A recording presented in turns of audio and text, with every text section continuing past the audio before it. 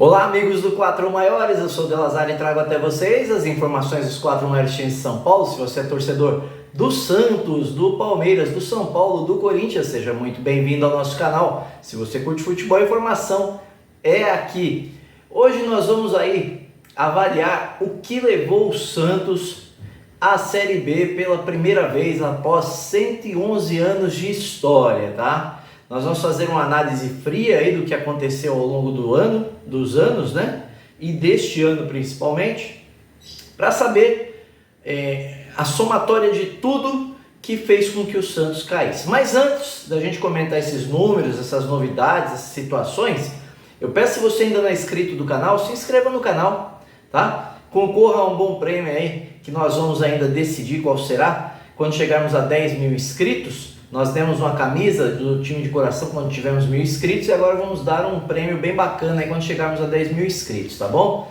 E aí, sem mais delongas, vamos falar aí do Santos um pouquinho, né? 111 anos de história, o Santos chega aí à Série B do Campeonato Brasileiro em 2024, não disputará a Copa do Brasil, jogará somente, no mínimo, 50 jogos ano que vem, 12 do Paulista na primeira fase, e mais 38 da Série B durante o decorrer do ano. Não está na Sul-Americana, não está na Copa do Brasil. O Santos, no momento, é muito delicado. Ele pode fazer mais que 50 jogos, desde que chegue às quartas de final, semifinal e final do Paulista. Aí faria 54 jogos no ano. Vai ter bastante tempo para treinar, vai ter tempo para arrumar a casa, porque o último grande momento do Santos foi quando o Santos chegou na final da Libertadores 2020, no jogo disputado contra o Palmeiras em 2021, no janeiro de 2021, quando o Palmeiras foi campeão com um gol no último minuto do Breno Lopes. De lá para cá o Santos vem muito mal, são 3 anos de muitas lutas aí para não ser rebaixado até para você ter ideia, no Campeonato Paulista, este ano fez 14 pontos, ficou brigando ali até as 2 últimas rodadas, correndo o risco de ser rebaixado, caso o time com 11 pontos vencesse, até porque ele perdeu o jogo de 3-0 para o Ituano. Então o Santos assim ficou numa situação delicada até no Campeonato Paulista. Ele já vem flertando, né, com essa zona de 10º para baixo no Brasileiro há um bom tempo. Para você ter ideia, em 2022 ele fez 47 pontos, ficou em 12º. Em 2021 ficou em 10º com 50 pontos. Campanhas ali abaixo do 10º já faz pelo menos uns 4 anos. Aí o Santos não vem tão bem ao longo do ano, né? Várias mudanças de técnico de 2021 para cá, né? Mais de 10 técnicos passaram pelo Santos. Mudança de dirigente, né?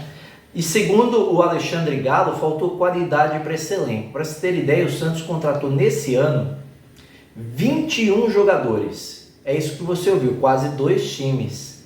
E não fez liga, né? Por quê? Porque você muda o sistema de jogo, você muda o sistema de treinamento. Isso foi feito 4 vezes esse ano. E aí você acaba pagando o preço, né? Haja visto o Botafogo, também trocou o técnico 5 vezes e pagou o preço mesmo estando 14 pontos à frente do Palmeiras, e o Palmeiras foi campeão. Então, assim, o Santos, que sempre brigou embaixo, é ainda pior, porque você não tem uma qualidade no grupo, e vai mudando as gestões de treinadores, vai mudando a gestão de direção técnica, isso vai se perdendo, o jogador não sabe quando ele tem que fazer tal movimento, isso demanda tempo, demanda treino, né? Demanda o jogador entender características, e vamos e venhamos, nem todos os jogadores de futebol têm uma disciplina tática, têm um conhecimento tático, né? Nós sabemos que o futebol brasileiro ele é feito por jogadores que não tiveram uma estrutura, né, de educação, uma estrutura legal lá na base, né? Então são jogadores aí que vêm da área periférica, sem tanto estudo, né?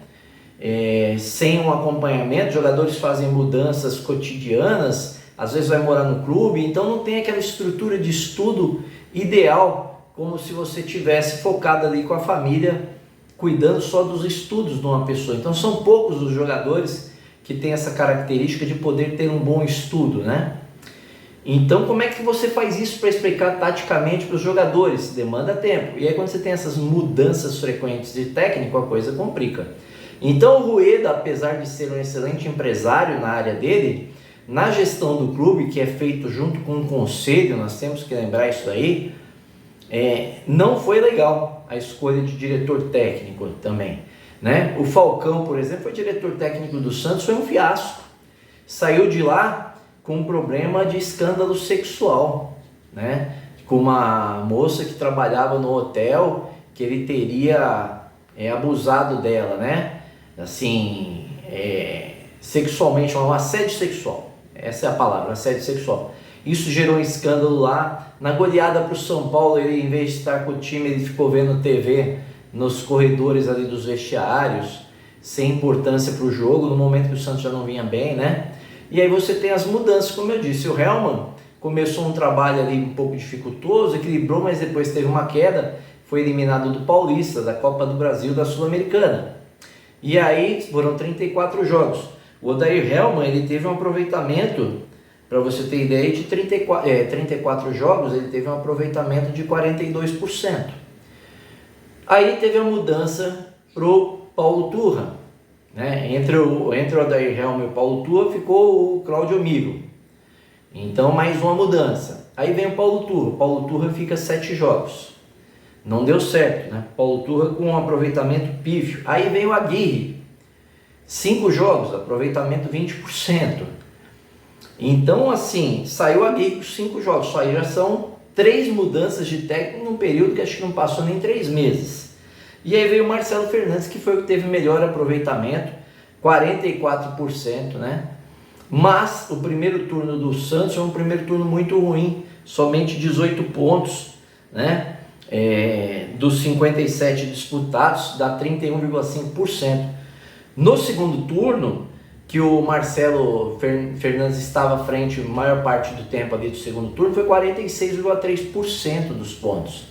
A campanha do Santos no segundo turno foi de 10º lugar, né? O Santos fez 25 pontos no segundo turno, só que apenas 18 no primeiro, que foi um aproveitamento no primeiro turno 31,5%. Ficou com uma média de 38,9% no brasileiro, muito baixo, caiu, não teve jeito, né? Ficou se pendurando ali até a última rodada e aí não teve jeito. A coisa ficou feia para o Santos. Mas o que levou isso também, né? Alguns fatores aí eu já estou passando para vocês, né? Falando das mudanças de técnico, direção técnica, o Alexandre Galo entrou, muitas contratações, né? Escândalo com o técnico do feminino também, isso mancha a instituição. E essas coisas vão minando a gestão, né? Você tem que se preocupar com outras gestões do futebol feminino, ali a imagem do Santos, e essas coisas vão desgastando. E aí nesse meio de mudança de treinadores, após a eliminação da Sul-Americana, o Soteldo, que foi comprado por 20 milhões, ele simplesmente não queria treinar depois da eliminação para o Blooming. E aí ele teve problema com o Paulo Turra encostou ele, né? O que aconteceu? O Santos caiu de rendimento. É um jogador interessante, mas teve um problema disciplinar. Teve problema disciplinar em campo, foi expulso contra o Grêmio, subiu na bola contra o Vasco quando o jogo estava 3-1, agora recebeu aí um retorno, né? O Rossi e o Veguete lá subiram na bola no Rio, agora no fim quando o Santos caiu, né? Porque, como diz o Muricy, a bola pune, né? O preço da soberba uma hora chega. Então o Soteldo, assim, ele tem muita habilidade, joga muito bem, mas se perde no aspecto comportamental, né? Isso prejudica o time. Então, assim, aí veio o Diego Aguirre, voltou, o Soteldo ficou praticamente 1 mês e meio fora, treinando separado, aí quando volta tem que treinar, novos jogadores, algumas contusões, e vai ficando essa bagunça. E aí o Santos ali namorando com a divisão da Série B ali, entre os últimos do Brasileiro, sempre brigando, um sufoco danado. Marcelo Fernandes vem, dá um ar pro Santos, dá um respiro, até tomar um 7-1 do Inter. Aí você olha assim e fala, caramba, né, 7-1 pro Inter é um resultado vexatório, né? Assim como o Brasil foi contra a Alemanha. Hoje em dia qualquer 7-1 você lembra do Brasil com a Alemanha. E aí você tem esse problema. Ali no meio do ano, outra situação também. Marcos Leonardo, quero ir embora. A Roma fez uma oferta, ele queria ir embora, tal, discutiu, acabou ficando. E aí quando o Marcos Leonardo pega agora no finzinho uma reserva, o que ele faz? Ele e Jean Lucas se atrasam na apresentação para um jogo que era fundamental contra o Coritiba. Contra o Atlético Paranaense, aliás, em Curitiba. E aí são mutados, isso estoura. É mais clima ruim ali. Ali dentro é um clima que a coisa tá feia, tá complicada. O ambiente não é dos melhores. Mesmo com todo o trabalho que o Marcelo Fernandes fez ali, tentou, ainda jogadores faltavam centrar no objetivo do Santos, que era não cair para a Série B. E você vai somando tudo isso. Aí você pega uma defesa que teve 8 zagueiros. Foram Maicon, Alex Nascimento, Luiz Felipe, Joaquim, Messias, Basso, Jair Cunha, improvisado Dodô, João Lucas e Rincon, e tem o caso Bauerman, que foi mais uma mancha no caso do Santos. Ele envolvido com situações de apostas online esportiva, pegando dinheiro por fora para receber cartão ou para cometer um pênalti, ou sei lá o que foi. Isso foi pelo menos que foi denunciado pelo Ministério Público na ocasião. E esse jogador é suspenso e aí o zagueiro não é utilizado. Em seguida o Michael sai para o Vasco e essa lacuna na zaga vai ficando. E aí nunca se formou uma zaga titular que pudesse equilibrar ali até chegar à situação onde ficou Joaquim e Messias, que foi quando melhorou um pouquinho. O Santos, em 62 jogos, sofreu 87 gols. É muita coisa, 1,4 gols por jogo sofrido. E aí nem João Paulo, que operou diversos milagres, senão o Santos teria tomado, sei lá, mais 100 gols nesses 62 jogos, não consegue, porque ele não é uma parede, né? Ele é um ser humano. Então, assim, muito deficiente o sistema tático do Santos, principalmente em termos defensivos, que nunca oficializou uma defesa concreta, né? E aí você pega alguns lampejos do Lucas Lima, hora tá bem, hora tá mal, né? E você vai vendo que a situação não se azeita no Santos. Então foram muitos problemas ao longo do ano que fizeram com que o Santos, né, tivesse esse aproveitamento ruim e que levasse o Santos à Série B. Aí você pega aí o histórico dos campeonatos paulistas aí, né, também o Santos ali flertando com a segunda divisão por 2 anos seguidos, não se classificou nem para as quartas de final. Então assim, o negócio ficou muito ruim para o Santos, né? E aí tem mais um fator que é importante a gente ressaltar aqui, que apesar da torcida do Santos ter empurrado o Santos nessa fase final, né?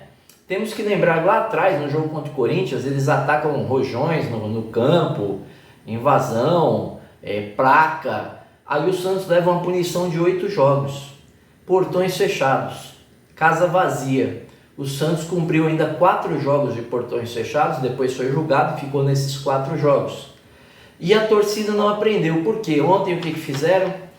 Uma zona na Vila Belmiro, jogaram cadeira, jogaram chinelo, jogaram o que tinha na mão, eles jogaram no campo, teve torcedor invadindo o campo, polícia tendo que segurar. E aí lá fora, numa área ao lado da Vila Belmiro, botaram fogo em ônibus, em 2 ambulâncias, em carros, em ônibus municipais. O carro, inclusive, do Mendonça foi queimado, mas não porque eles sabiam que é do Mendonça, não, porque foram ali, estava perto da vila, no estacionamento, e eles queimaram, né?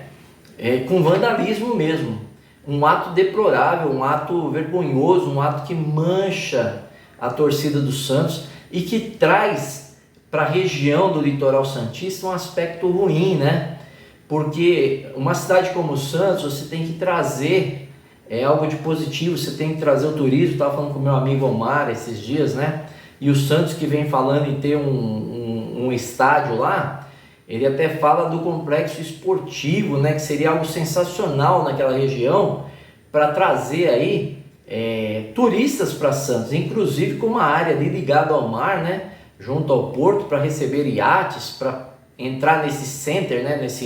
Nesse polo futebolístico, um polo aquático, seria ali shopping, seria algo sensacional para casa de shows, né? Então isso incentivaria o turismo da região.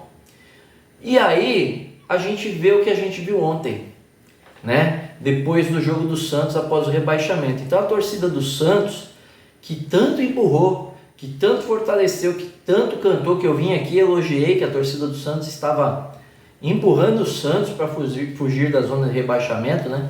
Eu acreditava que o Santos não cairia, né? E aí no ano do Brasileirão Rei, né? Porque o seu maior ídolo do futebol mundial faleceu no fim do ano de 2022. Então o brasileiro foi chamado de Brasileirão Rei, em homenagem ao Rei Pelé, né? Todos 10 minutos aparecia a imagem dele, junto ao tempo do jogo, né? Isso era lembrado. E aí o Santos, justamente nesse ano, faz toda essa lambança que a gente viu e cai para a segunda divisão. Agora, dia 9 de dezembro, teremos as eleições no Santos, 6 candidatos, Marcelo Teixeira é o favorito, até onde se sabe aí nos bastidores, e vai assumir esse problemão do Santos, que não terá verba de TV de primeira divisão, não terá verba de Copa do Brasil, não terá verba de Sul-Americana, terá uma pequena verba de Série B, né? E terá uma boa verba, 40 milhões de reais da Federação Paulista para o Campeonato Paulista. Terá tempo para trabalhar, porque terá preocupação somente com o Campeonato Paulista e com a Série B, né? Mas corre o risco também de dificultar os fechamentos de contrato, patrocínio de camisa, uma vez que sua exposição diminuiu aí em mais de 70% certamente nos canais principais de TV, em jogos principais, né? Na grade ali de TV, o Santos vai ter uma perda significativa e pode ter perda de contrato na hora de negociar com uma empresa. Porque uma coisa é estar na Sul-Americana, Copa do Brasil, Campeonato Brasileiro da Série A e negociar um contrato. Outra coisa é estar só no Paulista e no Campeonato Brasileiro da Série B. Esse contrato, certamente, o preço vai cair lá pela metade. Então o Santos vai ter que abrir mão de alguns jogadores, certamente, né? Eu acredito que os jogadores de salários altos como Soteldo, Marcos Leonardo devem ir embora, né? Deve ser vendido para o exterior. Então o Santos vai ter que montar um bom time, um time que saiba jogar a Série B para pelo menos voltar para a Série A em 2025. Nós do canal que sentimos muito, né? Eu deixo aqui o meu abraço a alguns amigos santistas, né? O Manuel Viana, o Juano, o Omar Arcuri, o Neves, a Michele, né? E outros tantos santistas que eu conheço, né? O Márcio, meu primo.